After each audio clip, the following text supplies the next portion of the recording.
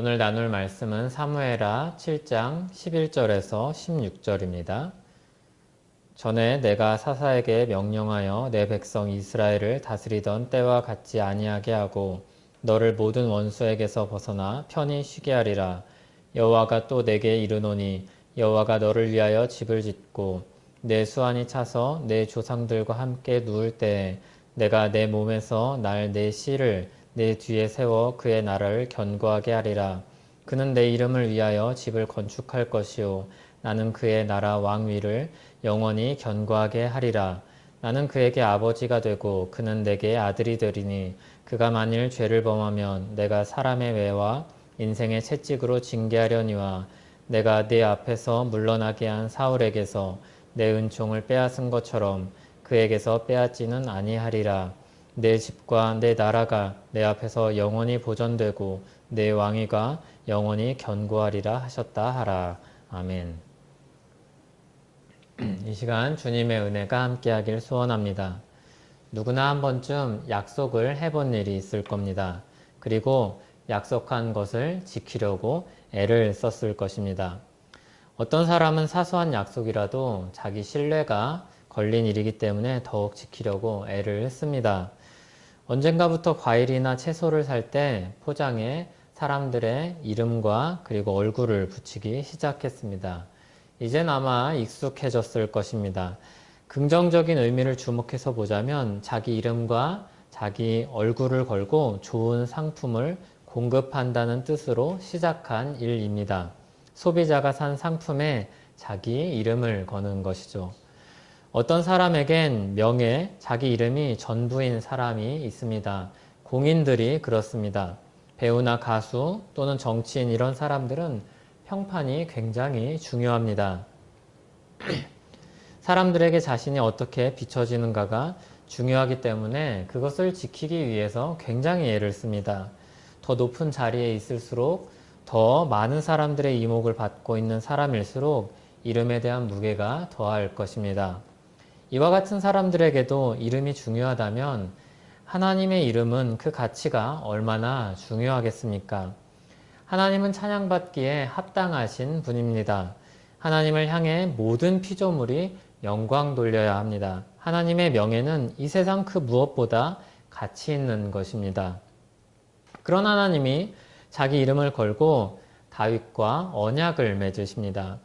하나님과 다윗 사이에 아주 분명하고 깊은 관계를 맺으시겠다는 겁니다. 언약은 서로를 종속시킵니다. 서로가 메인 관계가 됩니다. 언약을 맺으면 그것을 지키는가 그렇지 않은가에 따라서 상응하는 대가를 치러야 합니다. 하나님 편에서 약속들이 지켜지지 않으면 하나님의 명예가 심각하게 훼손됩니다. 언뜻 듣기에는 단순히 명예만 좀 떨어지는 거 아닌가 그런 생각이 들 수 있습니다. 그렇지만 높은 자리에 있을수록 그 여파가 큰 것입니다. 거기에 달린 모든 것들이 영향을 받습니다. 그럴 수는 없지만 만일 하나님의 약속을 지키지 못하셔서 하나님의 명예가 손상되면 온 세상이 다 무너질 수 있습니다. 무엇을 예로 들면 와닿을까요? 어떤 단체나 어떤 나라가 한 사람의 탁월함으로 인해 세워지고 유지되는 경우가 있습니다. 그런데 그 한 사람이 신뢰를 잃고 추락하면 그 단체나 그 나라가 흔들리는 것과 같습니다. 그 사람이 지지 기반이었기 때문입니다. 하나님이 흔들리시면 온 세상이 흔들립니다. 하나님이 온 세상을 붙들고 계시기 때문입니다. 히브리서 1장 3절은 이렇게 말씀합니다. 그의 능력의 말씀으로 만물을 붙드시며 만물을 붙드시는 주님의 권위와 능력으로 인해 지금 이 세계는 보존되고 있습니다. 생선을 그대로 두면 어떻게 됩니까? 상합니다. 썩습니다. 냄새가 나고 벌레가 꼬이고 결국엔 다 산화되어 버립니다. 그런데 타락한 세상에 주님이 붙드시는 은혜가 없다면 이 세상이 그렇게 썩어지고 없어지고 멸망할 것입니다. 지구의 사람들이 살 수 있는 이유는 안으로는 지구가 가진 중력으로 사람들이 이 땅에 다 붙어 살 수 있는 겁니다. 밖으로는 행성 또는 별 사이에 인력과 청력과 궤도가 적절해서 서로 부딪히지 않고 태양으로부터 적절한 빛과 온도를 받아서 살 수 있는 환경이 조성되는 겁니다. 이처럼 사람이 생각하고 계획하고 의도하고 조정하지 않아도 누리는 것들이 참 많습니다. 그 모든 이면에 하나님이 계십니다. 삼위일체 하나님이 이 온 세상을 타락하고 멸망하는 것이 마땅하고 그런 길로 가고 있음에도 여전히 유지되고 이어질 수 있도록 보존하시는 겁니다. 세상은 물론 각 사람을 붙드시는 분도 하나님이십니다. 시편에는 그런 말씀들이 참 많은데 시편 3편 5절입니다. 내가 누워 자고 깨었으니 여호와께서 나를 붙드심이로다. 하나님이 붙드시기에 잠도 잘 수 있고 또 깨어 살 수 있음을 고백하는 겁니다. 시편 55편 22절입니다. 내 심을 여호와께 맡기라. 그가 너를 붙드시고 의인의 요동함을 영원히 허락하지 아니하시리로다. 아멘. 한 사람의 생명이 이어지는 것은 하나님께 속한 일입니다. 그 인생이 어떤 궤도를 따라 가는지도 하나님께 속한 것입니다. 한 사람이 믿음을 가지고 하나님께로 더 가까이 가게 되는 일은 하나님의 인도하심이 없이는 있을 수 없는 일입니다. 타락한 인간 본성을 가지고서는 도저히 해낼 수 없는 일입니다. 그런 사람들을 하나님은 계속해서 불러 모으시고 하나님께로 인도하십니다. 하나님이 붙드시고 계시기에 이 세상은 존재하고 있습니다. 하나님이 붙드시기에 우리는 살아 숨쉬며 믿음으로 살아갈 수 있는 것입니다. 그 주권자의 이름이 지닌 가치라면 이루 말할 수 없습니다. 이 땅의 흥망성쇠를 정하시는 분이 하나님이신데 그분이 자기 이름을 걸고 언약을 맺으시는 겁니다. 그 말은 무슨 뜻입니까? 이 언약을 하나님이 반드시 이루겠다는 겁니다. 하나님은 실패하는 법이 없으시니 하나님은 반드시 이 언약을 이루고야 말겠다는 의지의 표명인 것입니다. 하나님이 말씀하신 바를 반드시 이뤄내겠다는 선포입니다.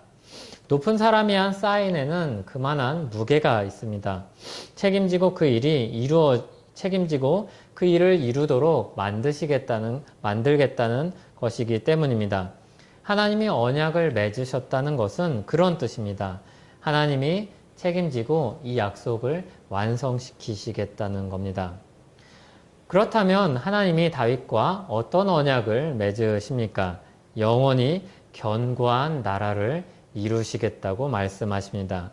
다윗의 자손을 통해서 그의 나라를 영원히 견고하게 하리라고 말씀하십니다. 이 말씀이 12절 뒤에도 나오고 13절에도 나오고 16절에도 나옵니다. 다윗의 자손은 하나님의 이름을 위해서 집을 건축할 것이며 그 자손을 통해서 하나님의 영원한 나라를 만드실 것입니다. 이것이 1차적으로는 솔로몬에게서 이루어집니다. 다윗의 자손으로 첫 번째 왕으로서 하나님이 분명한 약속을 이루시는 분이라는 것을 보여줍니다. 솔로몬이 성전을 다 건축하고 언약궤를 그 안에 두었을 때 하나님이 솔로몬에게 나타나서 말씀하십니다. 나는 내가 건축한 이 성전을 거룩하게 구별하여 내 이름을 영원히 그곳에 두며 내 눈길과 내 마음이 항상 거기에 있으리니. 아멘. 주님의 이름이 그곳에 주님의 성전에 그 이름을 두어서 계속해서 그 이름께 영광 돌리는 일을 만들어 가시겠다고 하십니다. 그리고 이 의미를 더 밝혀주시길 그곳에 하나님의 눈길과 하나님의 마음이 항상 거기 있을 것이라고 하셨습니다. 하나님이 성전을 중심으로 모이는 백성들과 함께 계시며 그리고 거기를 주목하여 보시겠다는 말씀입니다. 온 세상에 주권자가 함께하는 백성이라니 너무나도 영광스러운 말이죠. 유명한 사람이 어떤 사람에게 관심을 보인다고 하면 매스미디어에서 얼마나 떠들썩하게 거론하는지 모릅니다. 누가 누구와 연애를 한다든지 누가 누구를 관심 있게 지켜보며 키울 마음을 가지고 있다든지 하면 어떻게 됩니까? 너도 나도 그와 관련된 기사를 찾아 쓰고 대대적으로 선전합니다. 거장이 택한 사람, 그 사람이 주목하는 사람, 그 사람의 제자, 지켜보고 있는 그 사람이 가지고 있는 그 이름의 가치 때문에 이제 시작하는 사람일 수도 있고 또는 빛을 받지 못하던 사람이 주목을 받게 되는 겁니다. 예를 들어서 백종원 씨가 어느 식당에 가서 그 이름을, 그 음식을 칭찬하고 그 요리사를 인정하면 얼마나 많은 사람들이 그 사람을, 그곳을 주목하는지 모릅니다. 그런데 주님의 백성이 가진 영광은 그것과 비교할 수도 없는 것입니다. 주님의 백성 한 사람 한 사람이 주께로 돌아올 때 천국에는 잔치가 벌어집니다. 온 천국이 기뻐합니다. 주님의 구원 계획이 그리고 그 뜻이 얼마나 놀라운지 천국의 천사들이 우리를 주목하여 봅니다. 저 사람이 어떻게 하나님의 인도하심을 받아서 주께로 나아갈 것인가? 하나님의 뜻과 의지를 생각한다면 실패할 수 없는 일인데 지금 그 사람의 현실은 전혀 가능성이 없어 보임에도 주님이 그 사람을 세우고 그리고 구원하시고 인도하시겠다고 말씀하시니 그 역사가 어떻게 이루어지고 그리고 어떻게 그 백성이 되어서 주님의 백성이 되어서 갈 것인가 이렇게 천사들이 주목하여 봅니다. 베드로전서 1장 12절의 말씀이죠. 천사들도 살펴보기를 원하는 것이니라. 하나님이 관심 두는 백성을 죄로 눈에 어두워진 사람 빼고 온 세상이 다 주목하여 봅니다. 그러나 우리가 역사를 알듯이 솔로몬의 영광은 영원하지 않았습니다. 하나님의 영광은 그 성전을 떠났고 솔로몬 성전은 하나님의 약속의 성취를 미리 보여주는 역사로 남았습니다. 참으로 성전다운 성전은 바로 이 땅에 오신 예수 그리스도였습니다. 육신이 되어 우리 가운데 거하시는 예수 그리스도는 은혜와 진리가 충만한 성전이었습니다. 예수님은 눈에 보이는 성전을 헐라고 말씀하시며 참된 성전이 예수님의 육체이셨음을 가르치셨습니다. 예수님 이후로 성전 건물을 중심으로 하고 예배하고 하나님께 나아가는 일은 더 이상 존재하지 않았습니다. 이제 그럼 무엇으로 하나님께 예배하고 하나님께 나아갑니까? 예수 그리스도의 이름으로 모여서 예배하고 하나님께 나아갑니다.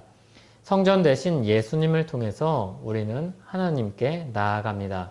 어떤 특정한 장소, 어떤 특정한 방식이 아니라 예수 그리스도의 이름으로 하나님께 나아가게 되는 것입니다. 그런데 더욱 놀라운 것은 우리를 그 성전의 아예 일부로 여기시며 우리가 그 안에서 한 성전으로 지어져 간다고 말씀합니다. 우리를 예수님과 같이 예수님과 함께 연합되어서 하나의 영적인 건축물로 세워가시겠다고 말씀합니다. 우리 한 사람 한 사람을 벽돌로 삼아서 이 땅에 어마어마하게 큰 놀라운 영적 건축물을 하나님은 세우시겠다고 말씀합니다. 예수 그리스도를 중심으로 예수 그리스도라는 반석 위에 우리를 만들어 가십니다. 복음을 듣고 믿어 모퉁이 돌 되신 예수 그리스도 위에 세워진 성전이 되어 갑니다. 성도의 가치가, 교회의 가치가 그래서 얼마나 고귀한지 모릅니다. 하나님의 이름을 두신 곳, 하나님의 이름을 걸고 세우시는 곳이 바로 주님의 교회요, 우리입니다. 그러므로 교회 그리고 성도들에게 그 가치에 걸맞는 삶이 요구됩니다. 가치 있는 만큼 가치 있게 살도록 부름을 받습니다. 하나님은 예수 그리스도 안에서 우리를 가치 있게 부르셨습니다. 하나님이 예수 그리스도 안에서 영원한 나라를 세우시는 일을 신실하게 이루어 가실 것입니다. 앞서 언약은 서로가 서로에게 매이는 약속이라고 하였습니다. 그리고 하나님께서 자기 이름을 걸고 지킬 약속이라고 하였습니다. 하나님께서 자기 이름을 걸고 지킬 약속은 그 나라를 영원히 견고하게 하신다는 것입니다. 하나님은 영원히 견고한 나라를 약속하셨습니다. 하나님이 세우실 이 영원히 견고한 나라가 하나님의 강력한 능력과 의지로 세워질 것입니다. 하나님은 반드시 이 나라를 세우실 것입니다. 14절과 15절에 그런 의미가 담겨 있습니다. 하나님이 아버지가 되셔서 죄를 범하면 사람의 매와 인생의 채찍으로 징계하겠다고 하십니다. 이것은 무엇을 위함입니까? 징계함으로 누구와 같이 되지 않도록 하기 위함입니까? 사울처럼 그 은혜를 잃어버리고 버림받게 하지 않도록 하기 위함입니다. 멸망에 이르도록 그냥 두고 보지 않으시겠다는 겁니다. 하나님이 맺으시는 언약은 서로의 이해관계를 위해서 맺는 계약과는 상당히 다른 것입니다. 마치 아버지와 아들의 관계가 깊이 간섭하기도 하고 지대한 관심을 두는 그런 관계를 맺는 것과 같습니다. 그러니까 양자를 삼는 것과 같은 것입니다. 그래서 잘못하면 징계하고 정신 차리게 해서 돌아오도록 바른 길을 가게 하도록 하시겠다는 겁니다. 그렇게 주님의 영원한 나라를, 주님의 교회를 세우시겠다는 겁니다. 진정한 사랑에는 적당함이라는 것이 없습니다. 사랑의 깊이와 진정성이 깊고 분명한 만큼 자기를 다 던져내서라도 지켜냅니다. 하나님 앞에서 우리가 무슨 책임을 지고 대가를 치렀습니까? 죄 문제로 인해서 우리가 할 수 있는 일이 아무것도 없었습니다. 주님의 백성이 된 후의 삶에서도 마땅히 드릴 만한 것이 없었습니다. 그럼에도 주님은 계속해서 예수 그리스도의 십자가를 근거로 우리를 계속해서 주님께 가까이, 더 주께 가까이 우리를 인도하십니다. 주님은 예수 그리스도의 십자가를 계속해서 우리에게 보여주시며 그것으로 모든 책임과 대가를 다한 사람으로 우리를 받아주십니다. 그렇게 우리를 세워가십니다. 주님의 영원한 주님의 나라를 만들어 가십니다. 우리가 한 일은 아니지만 예수님이 십자가에 달리실 때 사람들의 모습은 인류의 전체, 우리의 모습을 비춰주는 거울이었습니다. 배척하는 사람들은 힘을 합하고 더하여서 예수님을 못 박았습니다. 거기에 믿을만하게 여겨졌던 사람들은 배반했거나 방관했거나 두려워하거나 멀리 서 있었습니다. 예수님이 십자가에 달리실 때 사람들은 아무 도움이 되지 못했습니다. 우리가 거기 있었으면 달랐을까요? 그렇지 않았을 것입니다. 거기 너 있었는가? 라는 찬송가 가사처럼 그때 주님이 십자가에 달릴 때 우리가 있었다면 어땠을까요? 그저 우리는 떨며 거기 서 있었을 것입니다. 그것도 그나마 좋게 생각해서 예수님을 사랑했다고 하는 사람일 때 그 정도였을 것입니다. 그런데 그런 사람들을 한 사람 한 사람 구원하시기 위해 자기 백성으로 삼으시기 위해 양자로 삼으시기 위해 예수님은 십자가 길을 걸어가셨습니다. 양자로 삼으신다는 의미는 그 사람의 인생을 책임지는 아버지가 되겠다는 뜻입니다. 하나님께서 우리 아버지가 되셔서 우리 시선을 계속해서 우리에게 두시며 그리고 우리 시선을 그리스도의 십자가를 바라보게 하셔서 그 길을 걷게 하십니다. 거기에 담긴 하나님의 사랑과 헌신 그리고 의지를 보게 하십니다. 예수 그리스도를 희생해서라도 우리를 살리시겠다는 의지, 그를 통해서 우리를 주님의 백성으로 모으고 만들어 가시겠다는 그 마음을 우리에게 보여주십니다. 하나님의 언약에 담긴 사랑과 희생을 보게 하십니다. 그리고 우리에게도 마땅한 사랑과 헌신을 요구하시는 것이죠. 이러한 주님의 사랑과 희생을 생각할 때 우리에게 요구되는 그런 사랑과 헌신은 아주 작은 것입니다. 주님이 우리에게 십자가를 통해서 보여주신 사랑과 헌신을 생각할 때 우리의 인생은 아깝지 않습니다. 그리고 거기에 더할 것도 없습니다. 주님이 우리에게 베푸신 사랑과 헌신을 아는 만큼 우리는 우리 삶의 일부를 잘라서 가지고 주께 가지고 갈 것입니다. 주님이 주신 사랑과 헌신을 참으로 깨달으면 우리 인생 전부를 가지고 갈 것입니다. 아까운 것이 없을 것이고 오히려 기쁨과 감사로 주께 나아갈 것입니다. 그리고 그 끝에는 우리가 빈털터리가 되는 것이 아닙니다. 공술의 공수거처럼 빈손으로 주님께 나아가게 될 것이 아닙니다. 참되고 영원한 복을 누리게 될 것입니다. 그래서 더욱더 우리는 그 무엇도 아깝지 않게 우리의 모든 것을 가지고 주께 나아갈 것입니다. 그와 같은 사람이 보물을 보고서 그 밭을 모든 것을 팔아서 샀던 사람의 마음과 같을 것입니다. 우리는 믿음으로 예수 그리스도를 가졌으니 보물을 소유한 사람들입니다. 그래서 보물을 가진 사람처럼 살도록 요구받고 있는 것입니다. 우리는 믿음으로 예수 그리스도를 가졌으니 보물을 소유했으니 양자로 삼으신 하나님의 약속을 얻었으니 그것을 힘입어서 그 안에서 모든 복과 자유를 누리고 살고 하나님을 향한 사랑과 희생으로 우리 인생을 주께 내어드리게 될 것입니다. 우리가 그렇게 복된 인생을 살아가는 그런 삶을 살기 바랍니다. 같이 기도하겠습니다. 하나님 아버지 감사합니다. 우리와 맺으신 언약, 다윗을 통해 우리와 맺으신 그 언약, 예수 그리스도 안에서 이루신 그 언약이 얼마나 놀랍고 깊은 사랑과 희생의 선언인지 모릅니다. 우리가 주님의 그 희생과 사랑의 선언을 듣고 감사하며 기뻐하며 우리 인생을 가지고 주께 나아가는 우리 모두 되길 원합니다. 우리를 붙들어 주시옵소서. 예수님 이름으로 기도합니다. 아멘.